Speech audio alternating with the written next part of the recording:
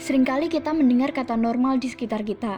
Seseorang atau suatu kelompok dikatakan normal apabila memiliki standar tertentu. Sebenarnya apa sih normalitas itu dan apa standar-standarnya?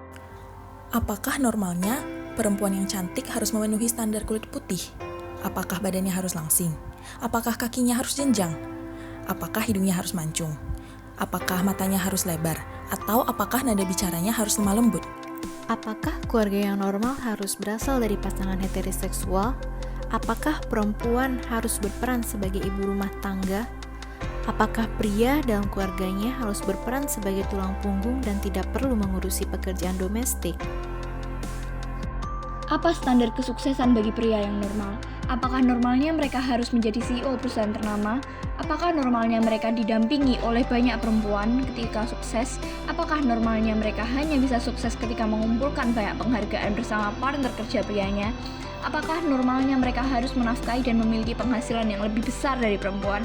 Apakah normal ketika kesuksesan diraih dengan disahkannya Omnibus Law yang memperkecil penghasilan buruh perempuan? Apakah normal ketika ketidaksetaraan tidak hanya berbasis gender namun juga berbasis kelas karena adanya upah guna meraih kesuksesan yang tidak setara? Bagaimanakah standar pasangan yang normal? Apakah harus ada sosok pria yang kuat untuk melindungi pasangan perempuannya yang lemah? Apakah perempuan yang lemah harus menjadi objek sesuai ekspektasi pasangan, di mana kulitnya harus putih, berbadan langsing, dan memenuhi standar kecantikan? Apakah normalnya pria harus kuat, maskulin, dan bisa mendominasi perempuan? Apakah perempuan yang normal adalah perempuan yang harus mengikuti semua permintaan bosnya? Apakah perempuan yang normal seharusnya bekerja di ranah domestik dan di upah rendah karena prianya sudah bekerja? Apakah perempuan yang normal harus bekerja yang ringan dan pulang sebelum larut? Apakah perempuan yang normal hanya bekerja untuk memenuhi proporsi perempuan saja seperti di DPR? Apakah perempuan yang normal boleh diremehkan pekerjaannya dan dianggap objek hiburan bagi pria lain di kantornya? Mengapa standar tersebut bisa terbentuk? Ya, karena ada konstruksi patriarki di dalamnya. Lalu, siapa yang menjadi korban dan bagaimana nasib mereka? Aku, sebagai lesbian yang sudah coming out, dipandang menjijikkan, sampah masyarakat, dan pembawa bencana. Katanya, kalau lesbian, siapa yang jadi cowok? Say no to LGBT, jijik, sampah masyarakat. Lesbi masih oke lah, aku suka nontonin buat bacol. Aku dibatasi untuk mencintai orang yang kusukai dan mengeluarkan pendapatku. Untuk menjadi normal, aku harus bungkam, tidak boleh coming out lagi, dan harus membagi peranku dengan pasanganku agar salah satu dari kami menjadi sosok pria. Aku sebagai lesbian yang belum terlalu coming out, ditindas oleh masyarakat yang heterosentris. Sebagai lesbian, aku terus-terusan dituntut memperkenalkan pacar priaku, padahal yang kupunyai hanyalah pacar perempuan. Aku dibatasi untuk berekspresi. Aku tidak bisa mengakses kesempatan berpendapat dan bekerja yang setara dengan temanku yang hetero. Untuk menjadi normal dan tidak lagi ditindas, aku harus menyembunyikan identitasku dan mengikuti heteronormativitas. Aku ditindas oleh adat patrilineal di mana anak laki-laki lebih diharapkan dibandingkan perempuan. Toh, setelah menikah, perempuan akan meninggalkan rumah dan mengikuti suami. Namun, bagaimana dengan keluargaku yang tidak memiliki keturunan laki-laki? Siapa yang akan merawat ayah dan ibu kelak? Untuk mengikuti standar yang normal, aku harus menjalankan adat tersebut. Namun, wajarkah orang tua yang tidak bisa memiliki keturunan laki-laki harus kehilangan semua penerusnya? Aku sering sekali di catcalling setiap lewat di depan para laki-laki, apalagi kalau jalan sendiri. Aku juga sering dapat komentar dari laki-laki tentang tubuhku. Contohnya, ih, kayaknya badanmu enak nih kalau diajak main. Maksudnya apa? Bedakan loh dengan pujian. Kata orang, itu normal. Ya karena aku perempuan. Aku jadi tidak nyaman, tidak aman, dan risih. Untuk menjadi normal dan tidak lagi dilecehkan, aku harus rela menerima kenyataan kalau perempuan itu hanya sebatas objek. Ray punya dada yang berisi dan menonjol, padahal sudah ditutupi kerudung. Dia juga aktif di bidang feminisme, jadi dia terbuka dengan topik seksual. Karena kedua hal ini dia diobjektifikasi dan dianggap gampangan dalam tanda kutip. Kampanyenya tentang kesehatan reproduksi di kampus juga terhalang. Untuk menjadi normal dan tidak lagi dilecehkan, Ray harus rela mengorbankan kebebasannya dalam berpendapat, karena perempuan hanya sebatas objek. Aku dimarahi ibuku karena sindiran tetangga yang tidak suka dan menganggapku tidak normal sebagai perempuan. Karena pulang terlalu larut dan tidak seperti lingkunganku yang biasa bekerja di ranah domestik. Juga ditegur teman-teman SMP-ku secara seksis. Minatku di bidang sosial dibatasi karena aku tidak boleh pulang terlalu larut. Ibuku juga dibatasi membuat keputusan sesuai keinginannya karena terindoktrinisasi nilai-nilai patriarki dan seksisme sejak kecil. Untuk menjadi normal, aku harus feminim, tidak boleh pulang larut malam, segera mencari calon suami yang mapan secara ekonomis seperti PNS dan harus belajar masak untuk suamiku kelak. 4 responden kami yang menjadi korban-korban standar feminitas, diantaranya ada yang tidak boleh masuk ke divisi yang berat pekerjaannya, tidak boleh mengekspresikan dirinya melalui tubuh dan perilakunya, mengikuti standar yang patriarkis demi dianggap benar hingga merasa bersalah. Identitasnya dikonstruksi oleh sistem dan diremehkan. Usaha mereka untuk mengembangkan potensinya dengan cara memenuhi hobinya, berpendapat, memperoleh pendidikan, berkarir, dibatasi. Kebebasan berekspresinya dalam pakaian dan perilaku untuk menjadi dirinya sendiri juga dibatasi.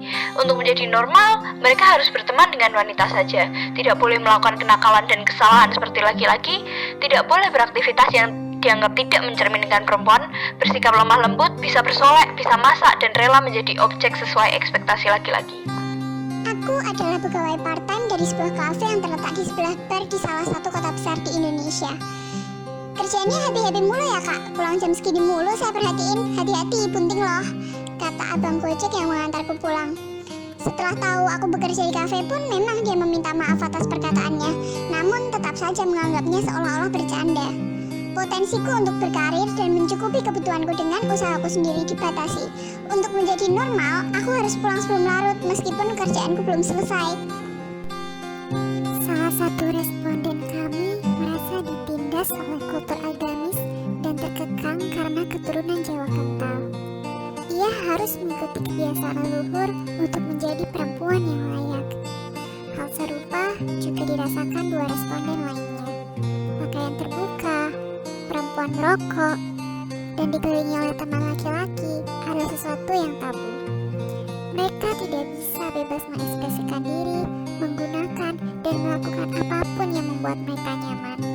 Untuk menjadi normal, mereka harus mengikuti standar perempuan tersebut, menggunakan rok, baju tertutup, serta harus bersikap lemah lembut.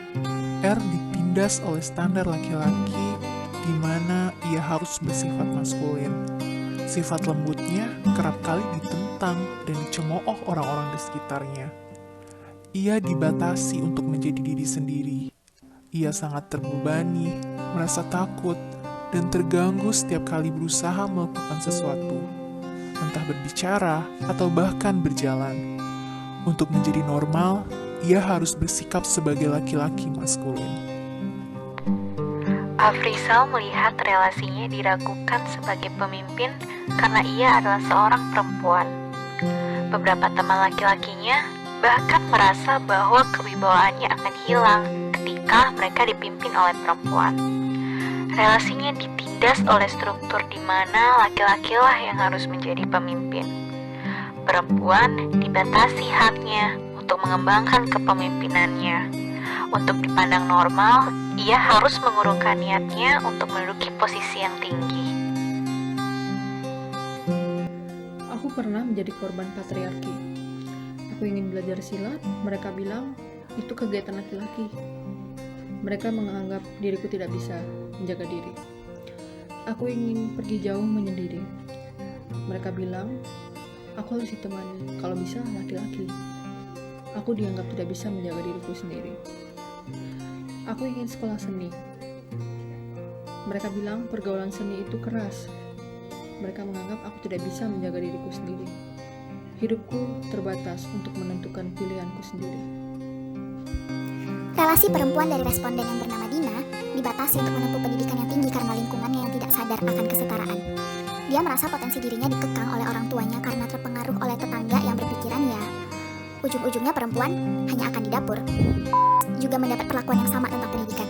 Dia merasa tidak bisa membangun karirnya hanya karena keluarga yang masih punya pandangan perempuan cocoknya di dapur. Salah satu responden lain juga dibatasi untuk menempuh pendidikan yang tinggi. karena kondisi lingkungan yang sama. Dia merasa tidak bebas karena kekangan dari keluarganya yang masih berpikiran, lagi-lagi perempuan akhirnya hanya akan di dapur. Untuk menjadi normal dan tidak lagi ditindas, ketiga perempuan ini harus rela mengorbankan impiannya mereka, potensinya mereka, bahkan kebebasannya mereka, dan mengikuti standar dari peran perempuan yang hanya boleh di dapur. Seorang perempuan bernama Nia sering mendapat ejekan hanya karena dia gemuk, sehingga membuat dia kesal dan sakit hati. Setiap ada lomba kesenian di sekolah, dia pengen ikut, tapi dia nggak pernah dilirik untuk dijadikan kandidat. Semua hanya karena badannya yang gemuk. Untuk menjadi normal dan tidak lagi ditindas, dia harus rela hidup dalam standar kecantikan yang ada. Dan hal yang serupa juga terjadi pada satu responden lainnya. Seorang perempuan bernama Laras dianggap perempuan gatal dan tidak benar hanya karena berpakaian terbuka. Orang-orang terus menghakimi kepribadiannya dia sehingga dia merasa tidak bebas dalam mengekspresikan dirinya. Salah satu responden lain juga disuruh oleh keluarganya untuk berpakaian yang layak sebagai seorang perempuan feminin, sehingga sering dimarahi apabila dia pakai celana. Ia merasa tidak bisa mengekspresikan dirinya sendiri dengan pakaian yang menurut dia nyaman. Untuk menjadi normal dan tidak lagi ditindas, kedua perempuan ini harus menahan dirinya untuk berekspresi dan mengikuti standar pakaian yang dianggap normal.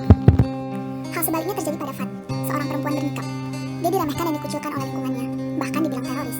Dia jadi merasa tidak bebas dalam menjalankan ketentuan agamanya. Untuk menjadi normal dan tidak dilecehkan ataupun ditindas, Fat harus rela dikucilkan hanya karena tidak memenuhi standar berpakaian yang normal. Suamiku yang pulang malam dan kelelahan seusai bekerja kerap memarahiku karena aku tidak melayaninya. Di akhir hubungan pernikahan kami pun tidak jarang ia melayangkan pukulan padaku. Bahkan dia tidak ragu untuk berusaha menyulutkan rokoknya padaku. Sebagai istri, potensiku dibatasi. Aku tidak boleh mengeluarkan pendapatku karena tidak menaatinya. Aku tidak bisa melakukan kehendakku. Untuk menjadi normal, aku harus mengikuti apa kata suamiku dan harus melayani semua keinginannya. Aku korban patriarki. Aku korban patriarki. Aku korban patriarki. Aku korban patriarki. Aku korban patriarki. Aku korban patriarki. Aku korban patriarki. Aku korban patriarki. Aku korban patriarki. Aku korban patriarki. Aku korban patriarki. Aku korban patriarki. Aku korban patriarki. Aku korban patriarki. Aku korban patriarki. Aku korban patriarki. Sebenarnya, banyak cara untuk merekonseptualisasikan normalitas ini.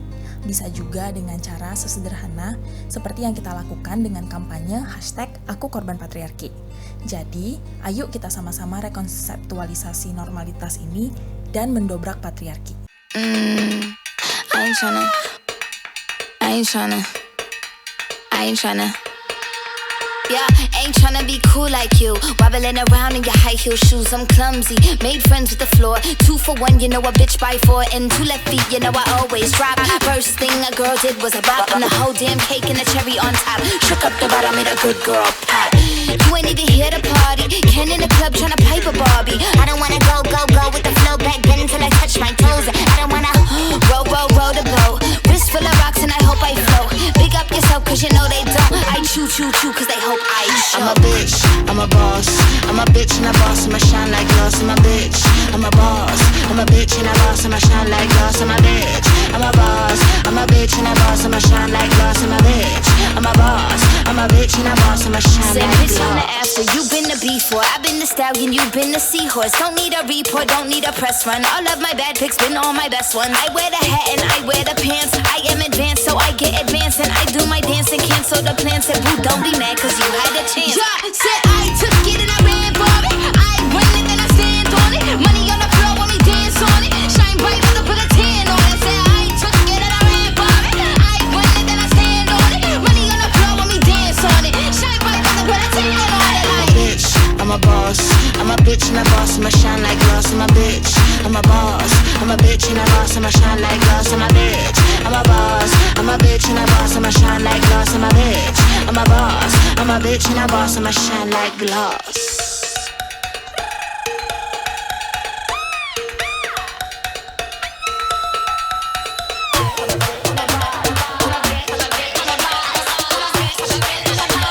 I'm a bitch and a boss, I'ma shine like glass. I'm a bitch, I'm a boss. I'm a bitch and a boss, I'ma shine like glass. I'm a bitch, I'm a boss. I'm a bitch and a boss, I'ma shine like glass. I'm a bitch, I'm a boss. I'm a bitch and a boss, I'ma shine like glass. I'm a bitch, I'm a boss. I'm a bitch and a boss, I'ma shine like glass.